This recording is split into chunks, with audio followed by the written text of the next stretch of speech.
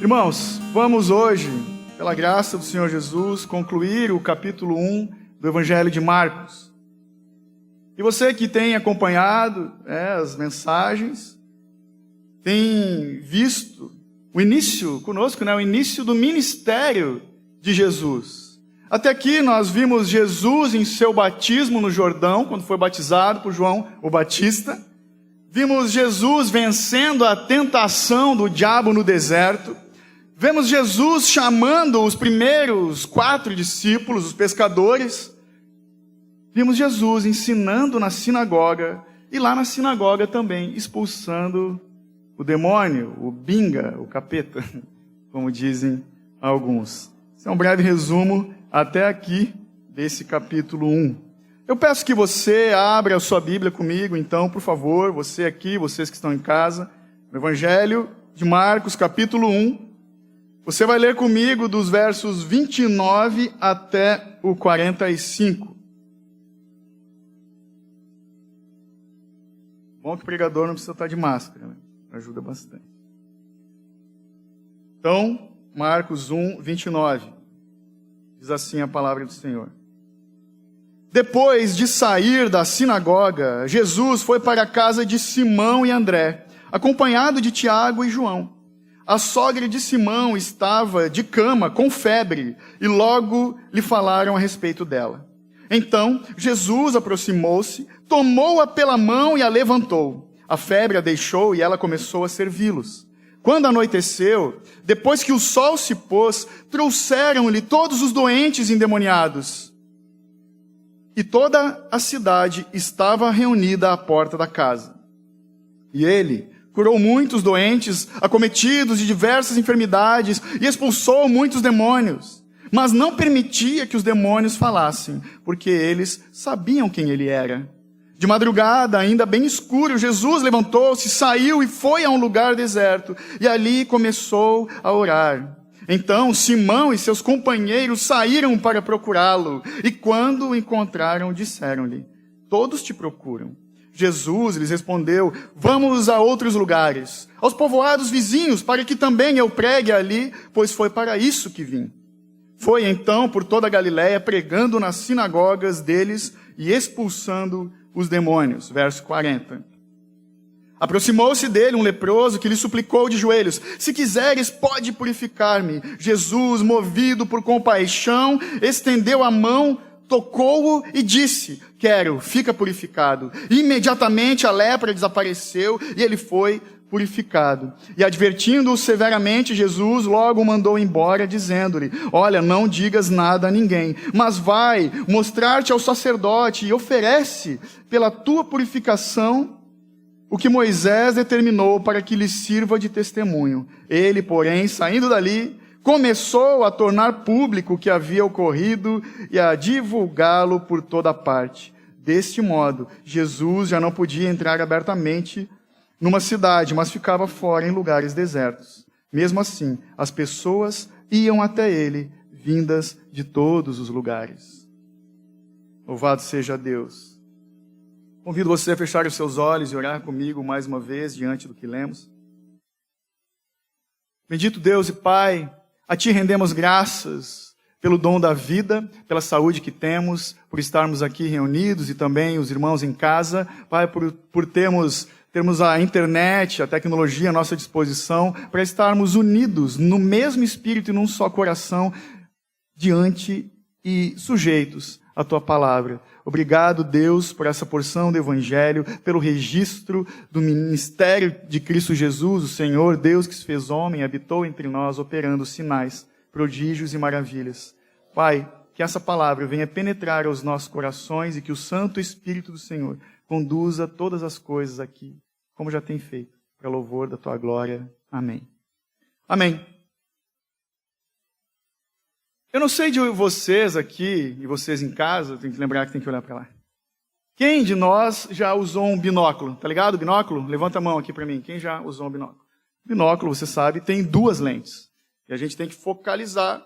E essas 2 lentes nos dão uma visão ampla de uma paisagem, por exemplo, de algum acontecimento, alguma coisa que está à nossa distância e nós estamos olhando, certo? O binóculo nos aproxima e temos que focar. Agora pense se você usa o binóculo com o olho só fechado. Você vai ver meia imagem, certo? Não é? O esquerdo, o direito, é estranho. Ninguém faz isso. Criança, talvez, né? Brincando com o binóculo. É assim. O foco do ministério de Jesus, ele tem duas lentes. O foco do ministério de Jesus tem duas lentes. A lente da compaixão e da intimidade. Ou da intimidade e da compaixão. Por quê? Jesus, ele tinha profunda intimidade com o Pai. Jesus, que veio do céu para a terra, nunca perdeu o contato com o céu. Ele que veio do Pai, teve durante toda a sua vida, essa vida foi conduzida, ele teve essa consciência, a sua prática mostrava isso, de que ele estava na presença do Pai o tempo todo. Ele tinha um profundo senso da presença de Deus Pai com ele em tudo, em todo tempo, em todo lugar. Tinha intimidade com o Pai. E Jesus foi conhecido por ter profunda compaixão com os necessitados. Ele estava sempre disposto, disponível a socorrer os aflitos, para atender as multidões e suprir as necessidades de quem se achegava, como lemos aqui no texto. E para quem não sabe, a palavra ministério significa serviço. É simplesmente isso. Você que se diz, eu sou ministro do Evangelho, você está dizendo que é servo de Cristo. Você é servo, somos servos de Deus. O ministério, então, de Jesus, nós acabamos de ler aqui o princípio do ministério dele logo após o batismo, logo após ele ser ungido, capacitado, empoderado pelo Espírito Santo, como vimos nas semanas anteriores. Então, ele foi conduzido por compaixão e intimidade. Vemos, então, que o ministério, como eu falei, ao serviço de Cristo, também tem que ser o ministério de todo cristão. Nós somos chamados para sermos como Cristo, na intimidade com o Pai e na compaixão pelo próximo. E esse serviço está falando da vida vertical, intimidade com o Pai, ministério vertical, e o ministério horizontal. Se nós trabalhamos só pela intimidade com Deus, isolados no nosso meio religioso, na nossa bolha, não serve para nada. A fé sem obras é morta. Por outro lado, se nós simplesmente tratamos do próximo, da compaixão, de fazer boas obras, como alguns por aí fazem, sem ter intimidade com Deus, ele não é glorificado e também não serve para nada. Então, aqui no que nós lemos, nesse texto, nessa passagem de Marcos, nós vemos as 4 marcas do ministério de Jesus. A primeira marca é a marca da cura, dos versos 29 ao 31. Vamos ler de novo. Depois de sair da sinagoga, Jesus foi para a casa de Simão e André, acompanhado de Tiago e João. 30. A sogra de Simão estava de cama, com febre, e logo lhe falaram a respeito dela. O que aconteceu? 31. Então Jesus se aproximou, tomou-a pela mão e a levantou. A febre deixou e ela começou a servi-los. Jesus, ele usa o seu dia de descanso, isso estava acontecendo no sábado, porque ele estava na sinagoga, ele usa esse dia de descanso para socorrer os aflitos. Ele nunca estava cansado demais para ajudar as pessoas. Ele estava na sinagoga num sábado, ele estava ensinando, depois ele estava libertando um homem possesso, no sábado, no seu dia de descanso. E agora, então, ele se dirige para Cafarnaum, na casa de Pedro, de Simão Barjonas, e vê que a sogra estava doente, provavelmente uma viúva, estava morando na casa da sua filha, do seu genro, por ser uma viúva, estava com febre. Então, ele vai até a casa e lá tem pouca gente. Ele, Simão, os 4, os amigos, pouca gente. Na sogra de Pedro, nós vemos que Jesus não precisava de plateia para usar do seu poder. E nós lemos aqui que prontamente os discípulos logo levaram para Jesus o seu problema e logo lhe falaram a respeito dela, o que diz o texto. Eles reconheciam que Jesus tinha compaixão e poder para curar essa mulher. E eu e você, diante disso, temos que crer assim. Precisamos ser confiantes de que Jesus sempre é compassivo e poderoso. E por isso devemos buscá-lo em primeiro lugar. Buscar Jesus em primeiro lugar. Devemos apresentar a Ele as nossas dificuldades, as nossas necessidades, as nossas angústias. É isso que a Bíblia nos ensina. O próprio Jesus, ele mesmo falou em Mateus 11, 28, você sabe, vinde a mim todos vós que estáis cansados e sobrecarregados, e eu vos aliviarei. Os doentes, quando nós estamos doentes, buscamos quem? Um médico. Quando temos problemas com a lei, buscamos um advogado. Isso não é errado, mas quando precisamos de ajuda, um pneu furado, que seja, quem que nós buscamos? Um amigo. Mas toda a solução dos nossos problemas deve começar pela oração, colocando aos pés de Cristo as nossas necessidades. A Bíblia nos ensina a lançar sobre Ele a nossa ansiedade. Lá no Salmo 55, 22, entrega as tuas ansiedades ao Senhor e Ele te dará sustentação. 1 Pedro 5, 7, lançando sobre Ele toda a vossa ansiedade, pois Ele tem cuidado de vós. Filipenses 4, 6, sejam os vossos pedidos plenamente conhecidos diante de Deus por meio de oração e súplica com ações de graças. As nossas coisas, causas impossíveis, são possíveis para Cristo Jesus. O texto aqui diz que a sogra, ela estava de cama. No original, diz que ela estava prostrada, ou como dizem os gaúchos, a véia estava arriada, ela estava de cama, ela estava arriada, você entendeu. Na Palestina, então, naquele lugar, naquela época, existiam 3 tipos de febre. Porque em Cafarnaum, era uma região pantanosa, região perto do Rio Jordão, e por ser uma região com essas características, lá se encontravam muitos mosquitos. Essa febre é a febre da malária. E de todas as 3 tipos de febre que tinha lá, era febre para a morte. Eles chamavam de febre mortal. Não era uma gripezinha, tá ok? Era uma febre mortal. E não sei se você sabe, ainda hoje não existe a cura da malária, não existe uma vacina. Inclusive, eles ministram a hidroxicloroquina para esse tipo de doença. Como paliativo, né, doutora? Não é definitivo. Acaba de vez? Amém, então. Para malária, irmãos. Vamos seguir adiante. Conhecido como a febre mortal. Em Mateus 8, 14, né, o mesmo texto, a mesma passagem, o evangelista diz que a sogra estava ardendo em febre. Era uma febre para a morte. Ela estava a caminho da morte, mas os discípulos confiavam que Jesus podia, naquela situação, operar um milagre. Então, nenhuma enfermidade, irmãos, é maior do que o poder de Deus. Temos entre nós aqui irmãos que têm familiares que estão hospitalizados, que estão em situações complicadíssimas, difíceis. E nós, enquanto igreja, não cessamos de orar e confiar de que o Senhor, sim, pode tocá-los, pode curá-los, segundo a sua boa vontade. Então aqui nesse texto da sogra, é um relato da cura mais singela de todos os evangelhos. Pouca gente, uma velhinha deitada, ele pega pela mão e levanta. É o mais discreto, sem alarde, dentro de uma casa. Talvez o mais rápido, tomou pela mão e levantou. Levanta e ela foi servi-los.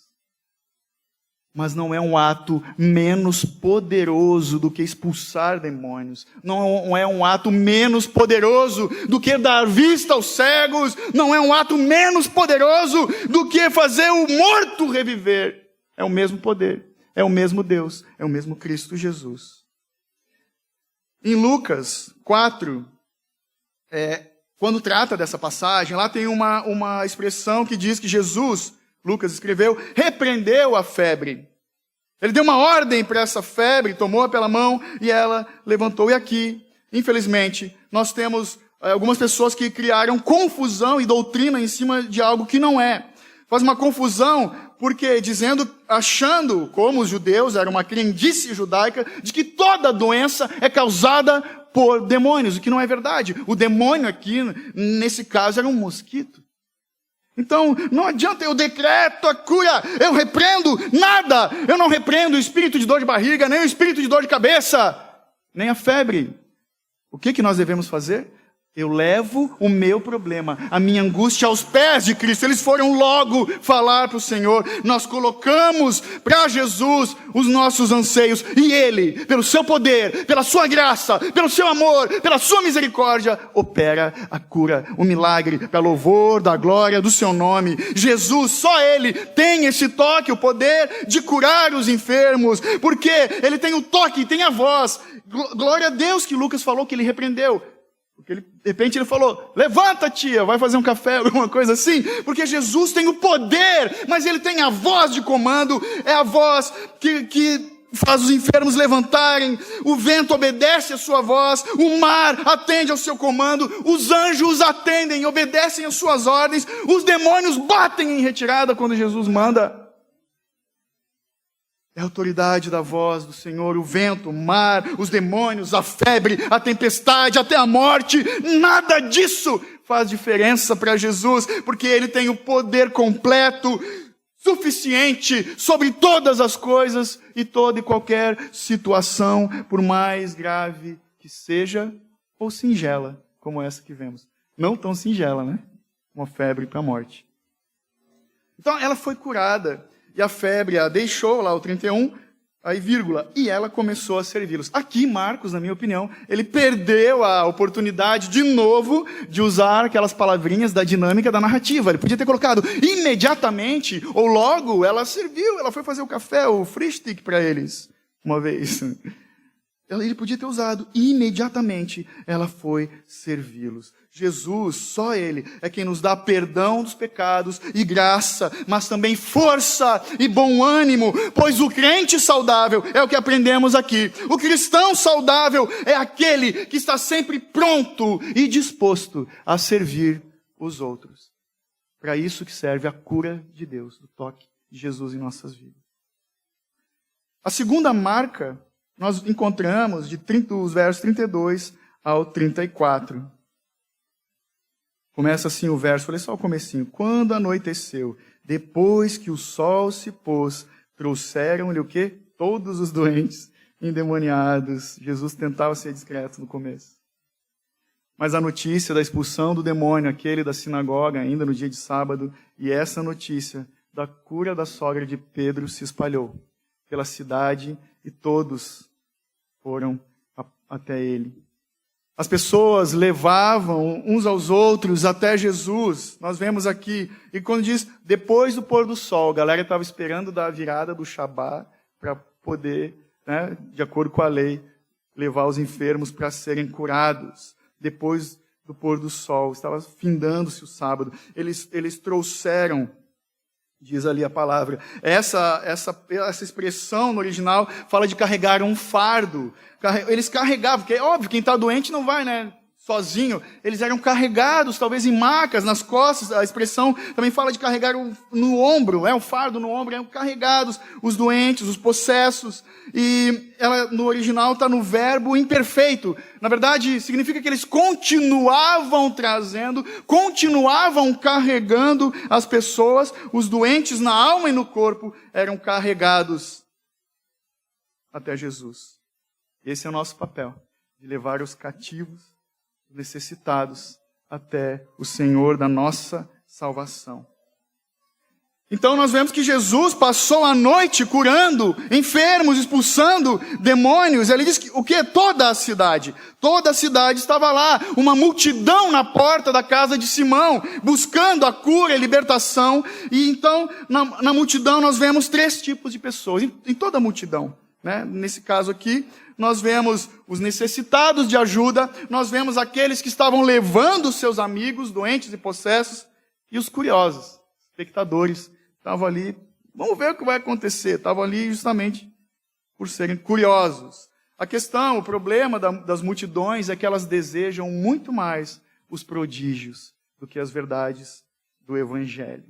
Muitas pessoas seguiam a Jesus só para ver os sinais, mas não queriam saber do Evangelho, do Reino de Deus, e sempre foi assim. Infelizmente, continua.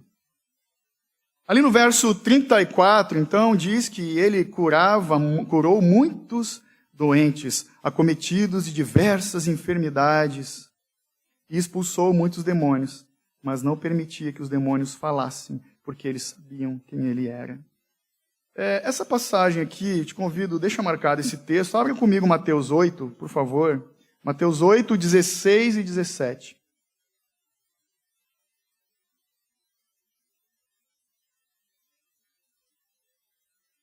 Mateus diz o seguinte: ao cair da tarde, trouxeram-lhe muitos endemoniados, e com a sua palavra ele expulsou os espíritos e curou todos os enfermos, para que se cumprisse o que havia sido falado pelo profeta Isaías.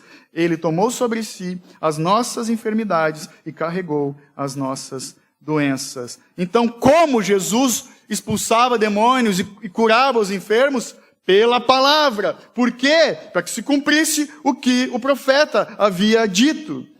E por que então aconteceu isso? Porque Jesus, ele veio para libertar os cativos, pois foi ungido para libertar os oprimidos do diabo, porque ele veio desfazer as obras do diabo. Ele venceu o diabo no deserto, venceu expulsando os demônios diversas vezes, e finalmente Jesus é aquele que triunfou sobre o diabo na cruz do Calvário, despojando o inimigo das nossas vidas e expondo ele à derrota e ao desprezo total. Jesus operou esses milagres porque ele sentia profunda compaixão pelos oprimidos. Ele realizou milagres, não para chamar a atenção, mas ele foi movido por amor, não pela vaidade. A sua motivação era o amor ao próximo. E lemos aqui no verso que ele não permitiu que os demônios falassem. Por quê? Primeiro, para demonstrar a sua autoridade. Cala a boca. Fica quieto. Nossa história de entrevista com o capeta aí do vídeo, essas coisas. Segundo, porque ele queria que as pessoas crescem que ele, Jesus, era o Messias pelo que ele pregava, pelo que ele falava, e não pelo testemunho dos demônios. E terceiro, porque ele queria revelar a sua identidade de Messias, o Salvador, no tempo certo, segundo a sua vontade, e não de acordo com a agenda do diabo. Por quê? Alguns dizem que esse é o segredo messiânico do começo do ministério de Jesus, ia mais na manha. Por quê? Porque quanto mais se falasse do Messias, mais rebuliço ia causar naquela época, né? Diante dos judeus, diante dos romanos, e a perseguição poderia ser antecipada, enfim, por isso também. Mas ainda falando de demônios, é curioso que os demônios, eles sabem quem Jesus é. Olha ali nesse mesmo texto, o presbítero Daniel pregou na semana passada, o verso 24. Olha só que interessante. Lá na sinagoga, o encapetado falando: que temos nós contigo, Jesus Nazareno? Vieste para destruir-nos? Sei quem tu és, o Santo de Deus. Os demônios sabem quem ele é. Os demônios creem que ele é o Filho de Deus. Eles sabem que ele vai julgar o mundo e vai lançar o diabo e todos os seus demônios no inferno. É curioso que algumas pessoas que se dizem cristãs têm menos fé do que o diabo, pois duvidam da realidade do inferno. Eu sou crente, mas o inferno não é bem assim. São pessoas até que duvidam da eternidade e da punição eterna. É curioso que alguns que se dizem cristãos são como os demônios. Creem em Jesus, mas não buscam a santificação, não têm compromisso com Cristo, com a sua palavra, não têm compromisso com o reino de Deus e com a sua igreja. Também são frequentadores de cultos, esquentadores de cadeiras. Na verdade, esses não são como os demônios, são piores do que os demônios. Então, diante disso, nós que somos crentes, precisamos vigiar o tempo todo e ter cuidado para que a nossa fé não se baseie, não se apoie somente no conhecimento. Eu sei quem ele é, mas a sua prática é condizente com a tua fé, meu irmão? Temos que ter fé no coração. O nosso conhecimento tem que causar uma influência santa em nossas vidas, em nossos afetos. Temos que conhecer a Cristo. Sim, prosseguir em conhecê-lo. Cada vez mais profunda a relação de intimidade com o Deus vivo. Mas precisamos também amá-lo acima de todos e de todas as coisas. Nós precisamos crer que Jesus é o Filho de Deus e Salvador do mundo, mas precisamos confiar em Jesus, ter prazer em Jesus, depender de Jesus todos os dias e nos apegarmos a Ele de todo o coração, irmãos. Você conhece a Jesus, eu te pergunto? Você ama Jesus? Temos que caminhar assim, irmãos. Temos que refletir nessas questões. Até o diabo, na verdade, até ele pode afirmar que Jesus é um Salvador. Mas só o verdadeiro crente pode declarar que Jesus é o meu Salvador e o meu Senhor. Martinho Lutero falava que o cristianismo é cheio de pronomes possessivos. Meu Salvador, eu sei que o meu Redentor vive. Meu Jesus, meu Senhor, meu amado. É assim que temos que caminhar, numa fé crescente, que fomos libertos. A terceira marca que vemos no ministério de Jesus é a marca da oração. Vamos ler o 35 até o 37. De madrugada, ainda bem escuro, Jesus levantou e saiu e foi a um lugar deserto. E ali começou a orar. 36. Então Simão e seus companheiros saíram para procurá-lo. E quando o encontraram, disseram-lhe todos te procuram. 2 vezes a palavra procurar. Vemos aqui, então, no 35, de madrugada, ainda muito escuro, bem escuro, né? Diz a palavra. Jesus saiu da casa para orar. Nós vemos que o cansaço físico não impedia Jesus de orar. São muitos no nosso meio, aqueles que levantam todas as manhãs, talvez até de madrugada, como Jesus, mas no final do dia vão se deitar e não fizeram uma oração sequer diante de Deus. Veja o exemplo. Nas igrejas é muito comum, nós gostamos, agora estamos sendo privados disso, mas os crentes, nós gostamos de comunhão. Quer ver se a gente anunciar, vamos fingir que está tudo bem. A gente anuncia, sexta-feira à noite vai ter um churrasco na casa do irmão, todo mundo vai nesse bendito churrasco, inclusive o abençoado que nem foi convidado, mas ele está lá. Agora, se eu anuncio, sexta-feira, a reunião da oração na igreja, irmão, meia dúzia de gato pingados. Mas isso não acontece aqui, em outra igreja. Muitas pessoas jamais, infelizmente, dirigem a Deus uma palavra de oração no seu dia. E não vale aquele agradecimento, aquela graça que a gente faz durante as refeições. Será que nós podemos chamar esse tipo de pessoa que não ora, podemos chamá-la de crente, de cristã? Eu gosto muito de J.C. Ryle, que foi um pastor, um escritor do século XIX na Inglaterra, não porque ele tinha uma barba gigante, porque ele escrevia bem. Ele disse o seguinte, esse homem de Deus: um Senhor dedicado à oração, como Jesus, não pode ter servos que jamais oram. Ele também disse que o espírito de adoção fará um homem invocar a Deus. Não orar é a mesma coisa que estar sem Cristo, sem Deus, avançando no caminho da perdição. Concluindo, ele disse, a verdadeira religião na alma de um homem começa com a oração. Temos que desenvolver esse hábito e crescermos na disciplina da oração, porque Jesus, ele sendo Deus, levantava de madrugada, depois de um dia intenso de trabalho, aqui no verso 35, encerrou o primeiro dia, as primeiras 24 horas do ministério de Jesus, e o que ele faz no resplandecer da manhã? Ele se retira e vai orar. Passou a noite curando enfermos e expulsando demônios, ele foi orar. Meu irmão, minha irmã, eu tenho falado isso algumas vezes, se você não teve a experiência ainda de começar o seu dia vendo o sol nascente em oração, experimente.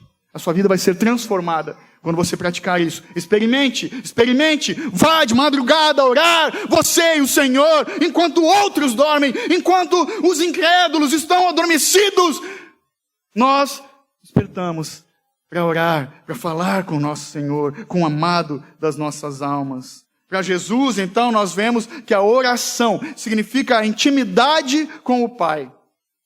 Quando as orações são poucas, a graça, a força, a paz, a esperança também são limitadas. Nós precisamos urgentemente, igreja, vigiar os nossos hábitos de oração. Muitos cristãos, infelizmente, são como crianças, que correm para o papai, correm para a mamãe quando quer alguma coisa. E suas orações parecem mais uma lista de compra das coisas que eles pedem para Deus, as coisas que eles querem receber. Nós temos que imitar Jesus em seus passos. E Jesus foi um homem de oração, sendo ele Deus. Nós temos que ser diligentes nisso, nesse nosso tempo particular com Deus. Amém? Só para deixar claro, não importa, não é a quantidade de horas, porque a gente vai ver os puritanos ali, é uma realidade bem diferente, os tempos são outros. A gente pode falar, cara, mas é tão difícil, meu dia é tão corrido. Mano, Jesus não tinha internet, Jesus não tinha carro, Jesus andava a pé, Jesus tinha muito mais problema do que eu e você. Os discípulos também, e eles tinham uma vida de oração. Nós temos que orar, temos que orar. Não é a quantidade de horas, é a qualidade de tempo com Deus. Amém? Louvado seja Deus, porque há poucos dias, recentemente, nós aqui na igreja experimentamos um pouquinho disso, né? Por meio do nosso relógio de oração. Foi uma bênção, foi uma bênção. Eu sei que muitos pagaram o preço de acordar cedo ou de dormir bem tarde por causa dos propósitos que nós tivemos naquela época. Foi um tempo bom. Eu confesso que eu gostaria de ver mais gente envolvida e por isso, em breve, nós vamos repetir isso e dar oportunidade para você orar. Eu tenho batido numa tecla e sempre puxo a orelha dos homens da igreja. É a responsabilidade principal de um pai de família, de um esposo, de um sacerdote. Sacerdotes oram, se ajoelham diante de Deus. Então Jesus, ele valorizava mais a comunhão com o Pai do que o sucesso, a fama diante dos homens. Ali no 36, 37, 2 vezes a palavra, eles estavam procurando diligentemente. No original é tipo, eles estavam caçando Jesus. Foi difícil de achar, ele se isolou, ele foi para um lugar deserto, ele estava na sua privacidade com o Pai.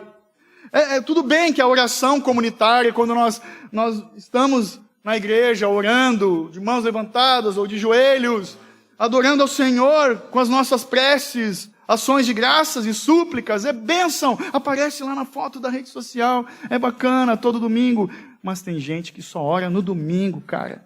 Tem gente que só ora no domingo, só dobra o joelho no domingo, porque é uma prática da igreja. É como se você só almoçasse no domingo e passasse fome no resto da semana. Sem orar a Deus, vamos decair, vamos definhar, é essa palavra. Esse tipo de prática não vai nos sustentar. Então, a realidade da igreja no Brasil, vamos falar só do Brasil, é essa, que muitos ainda precisam experimentar, conhecer essa bênção, que é sair de um lugar para ir para um lugar secreto, deserto, orando a Deus. Temos que buscá-lo. Jesus tinha prazer, Jesus tinha tanto prazer, ele praticava tanto isso, que os discípulos pediram, ensina-nos a orar. Podiam ter pedido, ensina-nos a operar milagres. Não, ensina-nos a orar, e você sabe. Então Jesus deixou para eles e para nós um roteiro, que não é uma reza, do Pai Nosso. Mas isso é assunto para outro momento. Glória a Deus. A quarta marca que o texto nos traz, a quarta marca do ministério de Jesus, é a marca da pregação. Olha o 38 e 39 comigo. Então eles procuraram, encontraram ele. 38. Jesus lhes respondeu: vamos a outros lugares, aos povoados vizinhos, para que também eu pregue ali, pois foi para isso que eu vim. 39. Foi então por toda a Galileia, pregando nas sinagogas deles e expulsando demônios. A Galileia, mesmo a pé naquela época, eles podiam atravessá-la em 2 dias. Tipo, um pouquinho maior que Pomerode, vamos falar assim. Em 2 dias a pé eles atravessavam, mas tinha muitos vilarejos Então, para visitar todos os vilarejos, 2 semanas. Foram 2 semanas pregando o evangelho do reino de Deus. Eu confesso para vocês que eu acho lindo, eu acho bonito quando falamos, eu já falei isso. Jesus veio conjugar o verbo amar. E é verdade, é bonito isso. Mas se nós perguntássemos para Jesus, Senhor, para que você veio para a terra? A resposta dele está aqui. Pois foi por isso que eu vim. Foi para isso que eu vim. Jesus, irmãos, veio para pregar o evangelho do reino de Deus, chamando os homens ao arrependimento. É para isso que ele veio. Ele veio, foi para isso que eu vim. Jesus veio pregar o evangelho. O nosso Salvador declarou que veio ao mundo a fim de ser pregador e mestre. Pregador e mestre, ele veio desempenhar o ofício profético, sendo, portanto, maior do que Moisés. Ele deixou a glória que tinha junto do Pai desde a eternidade para caminhar nessa terra como um evangelista. Que bênção! Ele veio cumprir essa obra da pregação do evangelho. Ele veio, então, à terra com o objetivo de mostrar aos homens o caminho da paz, proclamar a libertação aos cativos, recuperar a vista aos cegos. Jesus era totalmente diferente dos pregadores da sua época que buscavam a fama, que queriam aparecer. Ele não buscava popularidade, ele desejava simplesmente proclamar o evangelho do reino de Deus. Por isso ele disse, foi para isso que eu vim. A pregação, então, ocupava o lugar central no ministério de Jesus. Central. A pregação para Jesus era mais importante do que os milagres. Vamos concordar. Por quê? Quanta gente eu e você conhecemos que receberam um toque, uma bênção, uma cura, estão afastados. Não são nem crentes. Ele veio para pregar. Era mais importante a pregação do que os milagres. A pregação de Jesus era destinada aos ouvidos, mas aos olhos também, porque ele nunca separou a palavra da ação, ele nunca separou o corpo da alma, ele nunca separou o céu da terra. Jesus veio para pregar, e foi por meio da pregação de Jesus que a igreja de Cristo veio a ser chamada e formada desde o princípio. Pela pregação, ainda hoje, a igreja é mantida em estado saudável e próspero. Os pecadores são despertados, as pessoas são conduzidas a Cristo por meio da pregação. E através dessa mensagem do cristianismo que é anunciado, nós combatemos o relativismo desses dias que tem infectado muitas pessoas. O cristianismo é remédio contra o relativismo. Então é a proclamação da verdade de Deus contra as mentiras do diabo nesse mundo. Eu gosto muito de outro pregador, talvez você conheça, o Dr. Martin Lloyd-Jones, que ele dizia que a pregação é a lógica em chamas. A pregação é a lógica em chamas, é a proclamação do Evangelho de Jesus, é o remédio contra a incredulidade, que é a natureza de todo homem sem Deus, que não foi regenerado, que não foi lavado por essa água cristalina do Evangelho de Cristo Jesus. Acima de tudo, então, irmãos, a pregação é a grandiosa obra que o próprio Jesus empreendeu. O próprio Rei dos Reis, Senhor dos Senhores, foi um pregador. Amém? Então nós vemos aqui nesse texto, Jesus curando, Jesus libertando, orando e pregando. Nós vemos Jesus, personagem, vemos os homens ao seu redor nessa história, nesse relato, nesse fato. Vemos os homens. Mas, e os homens de hoje? Os homens daquela época a gente está vendo aqui. Mas nós, e os homens de hoje? Eu chego à conclusão de quem não está pregando, quem não está proclamando o Evangelho, é porque não tem intimidade com o Pai em oração. Quem não está orando é porque ainda não foi liberto, está apegado demais às coisas dessa vida, está sem tempo para Deus. Não desenvolveu intimidade com o Pai. Quem não foi liberto é porque não foi curado da incredulidade e por isso continua calado e estéril. E se só não foi curado porque ainda não foi tocado por Jesus. Está distante como espectador, lembra da multidão? Espectador, vamos ver o que acontece, deixa eu ver lá, eu vou, não fedo nem cheiro, como dizem alguns. É porque esse tipo de homem não se aproximou de Jesus. Muitos vivem nos dias de hoje como se Deus estivesse morto. Vivem uma fé capenga, falsa. Uma fé do Deus gênio da lâmpada. Ou até uma fé mesquinha e infantil. Achando que Deus é aquele que consegue vagas no estacionamento do shopping. Esse não é o meu Deus. Esse não é o nosso Deus. Essas pessoas que caminham assim são enfermas, estão doentes, elas vivem apegadas ainda no aqui e agora, se contentam com os pequenos milagres dessa vida, a graça comum de Deus, que são migalhas e respingos da graça de Deus, não conseguem enxergar a maior bênção e o maior milagre de todos, que é a morte de Jesus para perdão dos pecados e a ressurreição como passaporte para a eternidade. Não conseguem ver. Não conseguem ver. Essa é a nossa análise dos homens. Mas e nós? Quem somos nós nessa história que lemos?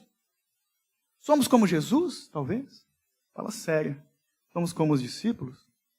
Ou somos como o povo que seguia? Não. O retrato de toda a humanidade sem Deus, nós vemos na vida do leproso. Leia comigo de novo, 40 ao 45. Aproximou-se dele um leproso que lhe suplicou de joelhos: se quiseres, pode purificar-me. Jesus, movido por compaixão, estendeu a mão e o tocou e disse: quero, fica purificado. E imediatamente a lepra desapareceu e ele foi purificado. E advertindo-os severamente, Jesus logo o mandou embora. Até aqui.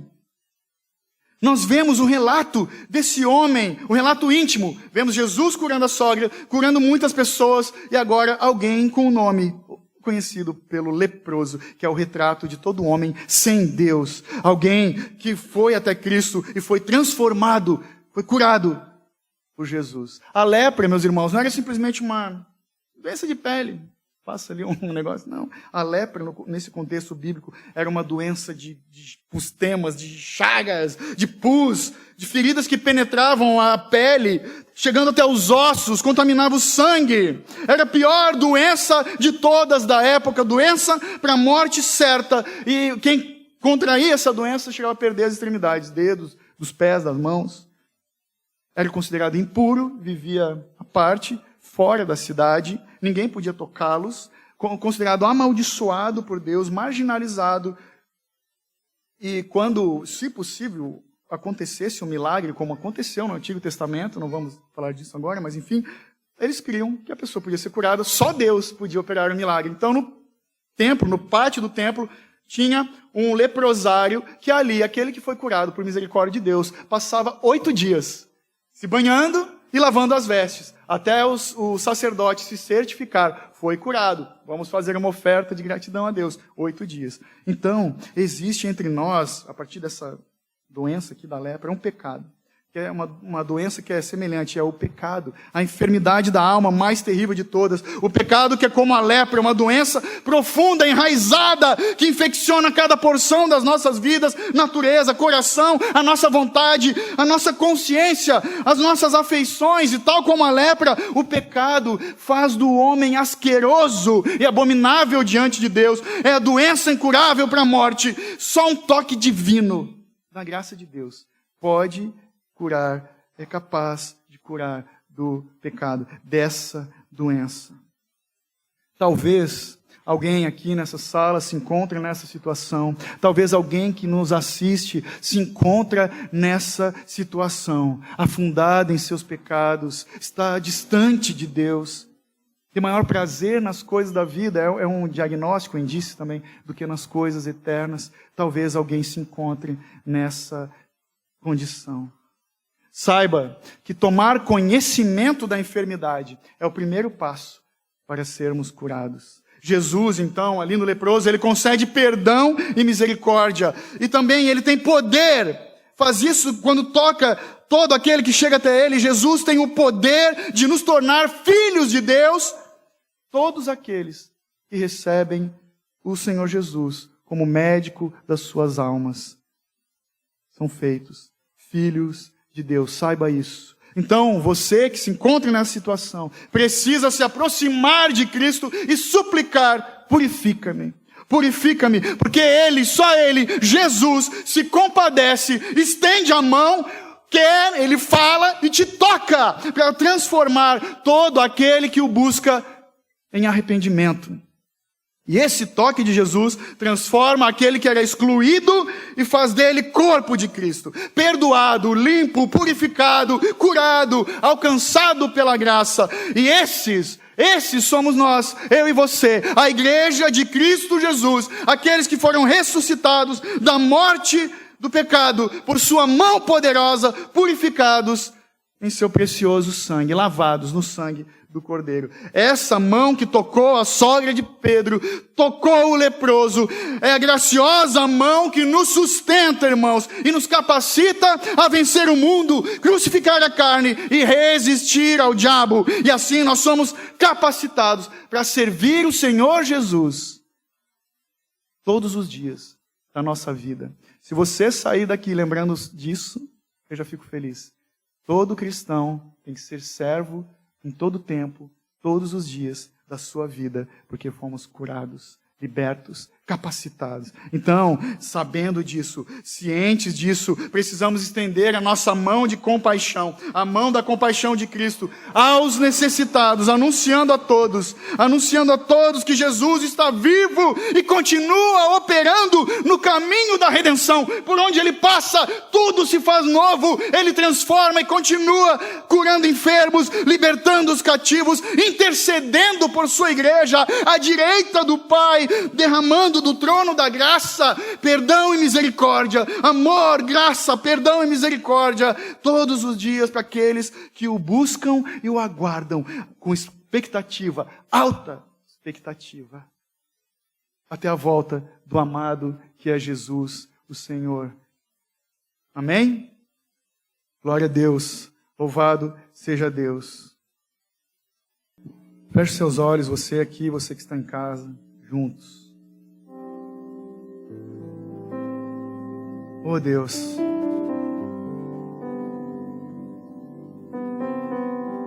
o Senhor é aquele que nos conhece e sonda os nossos corações. Sabe que nenhum de nós é super-herói da fé e nem nunca seremos. O Senhor conhece as nossas frustrações, as nossas aflições, nossos medos, nossas limitações. Pai, quando nós nos sentimos abatidos, talvez entristecidos, não nos deixe esquecer de que o Senhor continua operando, é o Deus que nos toca, é o Deus que cura os enfermos. Não nos deixe esquecer do dia em que fomos libertos, Pai. Dá-nos fé para prosseguirmos, Pai, nos Teus passos. Porque é o Senhor que nos chamou e nos sustenta. É o Senhor quem nos fortalece os passos. Mesmo quando tropeçamos e os passos são trôpegos e, Pai, achamos que não temos forças para levantar, é o Senhor. É o Senhor quem nos toma pela mão e nos conduz e faz os nossos olhos se voltarem para a cruz. Pai, ajuda-nos a não ficarmos presos no passado, nas acusações do inimigo, Deus das nossas almas.